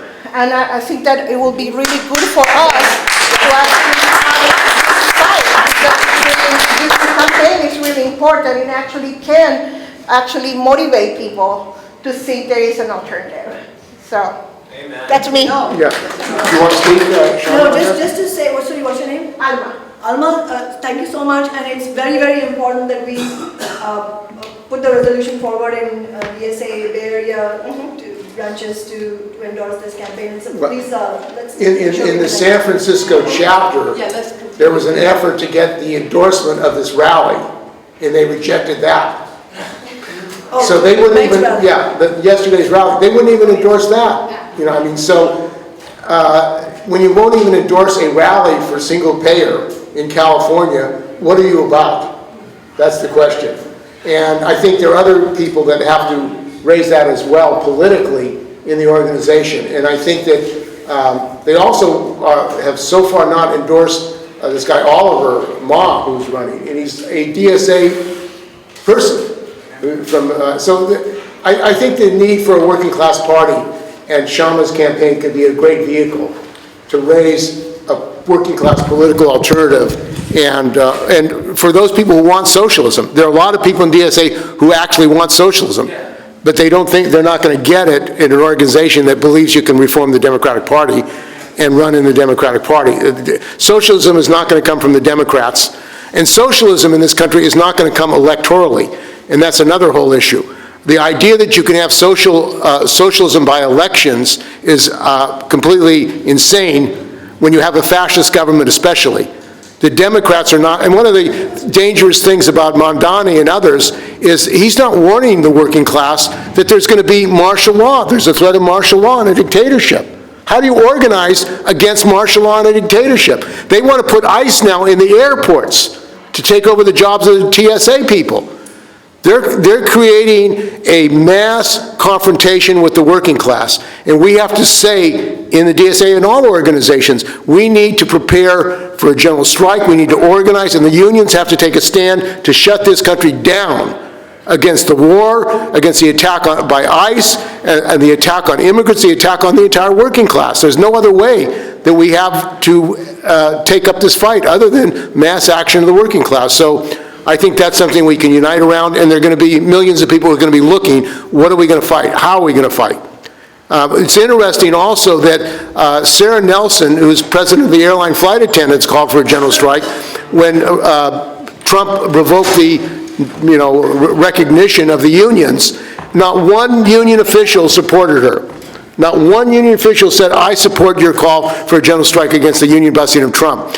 When Brandon Johnson, when ICE was in Chicago and raiding people, using helicopters to raid buildings in Chicago, and called for a general strike, not one union leader said, I support Brandon Johnson. Now, I'm not a Democrat, but wouldn't you want to support that call for a general strike against what he was doing in Chicago, terrorizing the people?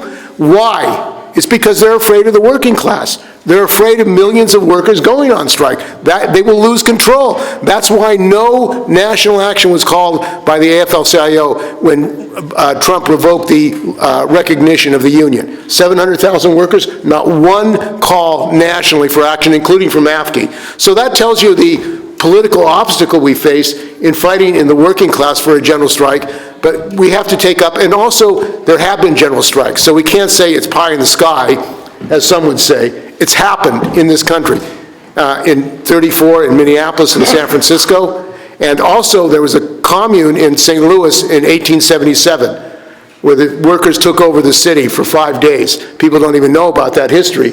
There was a general strike in New Orleans in 1872. Black, white, brown people went on a general strike in New Orleans. This is the hidden history of the United States, really, of this the working class in this country. We have a militant class struggle history, and the union bureaucrats, like in the Teamsters, don't want the Teamsters to know how they built the Minneapolis Teamsters strike and why they won it. So these are the lessons I think that we have to bring out to workers. The fight for a general strike is connected not just to the present, but it's connected to the past. I think. Yeah. Thanks, Steve. I'd like to thank you all for coming. I have my own view. My view is that we should all unite on the issues that are in Kshama's campaign, that Socialist Action has campaigned for a lifetime, but simultaneously build a revolutionary socialist party. I am not for building a party whose rank and file to the twos of tens of thousands are deeply integrated into the Democratic Party, and that's the DSA. It's a contradiction that DSA is supporting a revolutionary socialist and is a member of a party whose national convention and every other convention voted to endorse the capitalist imperialist Democrats. So we're on tour not only for Kshama's demands, to build support for her campaign and raise money. I don't know if she mentioned they've raised almost $500,000, which is unprecedented in the movement, but to build the revolutionary party and to unite the entire movement around issues that we all agree on in the streets, independent of the Democratic and Republican parties. So I have my own, you might consider, contradictory positions, but I am not advocating that anybody join the DSA or any other party that advocates support to capitalist, imperialist, racist politics. You might consider that sectarian. And it's not unusual that when Kshama spoke today to the leadership of the DSA in Seattle, they refused to endorse her campaign. And the same thing with this meeting. An educational meeting to talk about politics that the DSA refused to support. And that's the case everywhere in the country. As Kshama said so beautifully, the Democratic Party and the DSA and Bernie Sanders and AOC are not the left wing of the Democratic Party. They are the wing of the Democratic Party that seeks to tie the movement to capitalist politics, to class contradictory politics, to ask working people to support their oppressors. So I urge you to join. And I'll tell you, this is an unusual statement. It's the first time in my life, and I've been an activist for 65 years, that I've advocated socialists joining another party other than my own. I want you to join Socialist Action, but I want you to join and support and build Kshama's party because she's on to something critical. At a time when she points out the majority of public opinion of the working class and the oppressed United States, roughly speaking, despises both capitalist parties. What's missing is a deeply rooted mass revolutionary party that can take that mass anger and channel it into the streets. And I want to say this finally. Going into the streets is not just a slogan. It's the most important thing we can do. Why? Because all our lives we're told that we're a minority, that we represent nothing, and that the government represents the people of the United States. The truth is that the minority government, capitalist, is the minority, and mass action in the streets demonstrates physically to working people that they are the majority and they have the power to change. When I started fighting against the Vietnam War, the polls showed 14% were for out now and 78% were for continuing the war to stop communism. It was still at the height of the McCarthy era, where just a decade earlier the government had put the entire leadership of my party in prison for 18 months because we had Karl Marx's literature in our bookstores. That was when I was a leader of the Socialist Workers' Party. 10 years later, because of the mass movement, the polls showed that 78% of the American people for immediate, total, unconditional withdrawal. The soldiers were deserting, if not shooting their own officers. Our anti-war demonstrations were led by soldiers in uniform, saying, "Bring the troops home now." Resolutions were passed in every union and Central Labor Council across the country, opposed to the imperialist war. And that's because a small group of revolutionaries that became a large group built an independent, democratically organized mass anti-war movement to demand that the imperialist troops get out of Vietnam. Mass action, united front, mobilizations demonstrate our power in the streets. Let's join together and achieve that. Thanks for organizing this meeting. My name is Diana Coleman. I'm with the Spartacist League. I want to say two things. I thought the speaker from the SEIU made very clear some important points about black oppression. And I know I grew up in San Francisco and was first involved in civil rights stuff here in CORE. And the slogan they told me about was, "Urban renewal means black removal." And that was true then, and it's certainly true now. But I think that is a point I want to make, is that black oppression is very much part of the capitalist system, and I think that it is something that needs to be addressed more directly in this campaign, and really needs to be spoken to, because it really is a strategic question, and it is very important for revolutionaries to fight in the workers' movement, that workers, white workers, take up the cause of black oppression, because if you don't, there's not going to be a revolution in this country. So that's one thing that I think is very important to take up. The other thing that I want to say is that, particularly on Iran, I think it's very important to not just say no war on Iran, but actually say defend Iran and defeat U.S. imperialism. And I think that kind of, I think we've got to be direct about it. the defeat of U.S. imperialism in Iran would be good for workers here at home, for sure. And I think it's very important to take that up. And it's funny, I mean, you know, some of us have been around a long time, and I know during the Vietnam War, my slogan was not "Bring our boys home." Our slogan was, how about victory to the Vietnamese Revolution and defeat U.S. imperialism? So these are a couple of issues that I think would be very important for Kshama's campaign to take up very directly.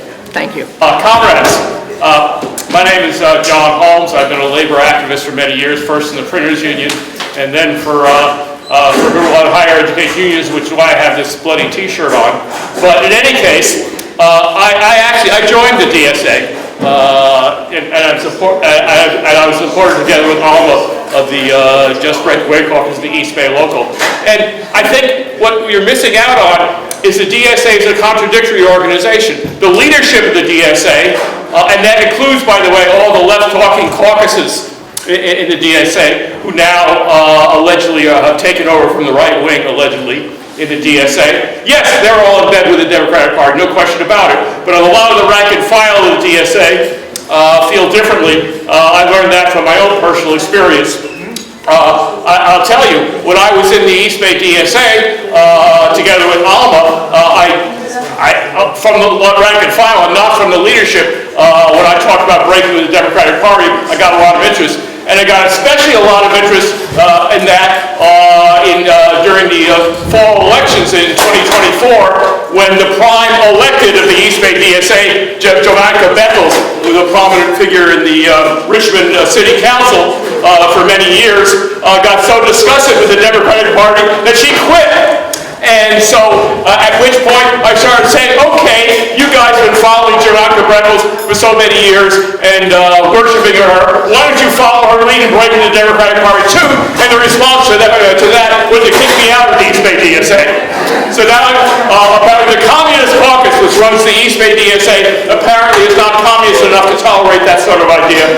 So now I'm in the San Francisco DSA, which considers the Marxist-Leninists running the San Francisco DSA consider the Communist Caucus to be opportunists, but they don't consider them opportunists enough to want to endorse this event. So it's a contradictory organization, and I think it is worthwhile for revolutionaries to work the DSA. But maybe just right now, given how much they're all impressed with Mamdani, it's more useful to support the Kshama Sawant campaign than to tell people to join the DSA. That's my opinion.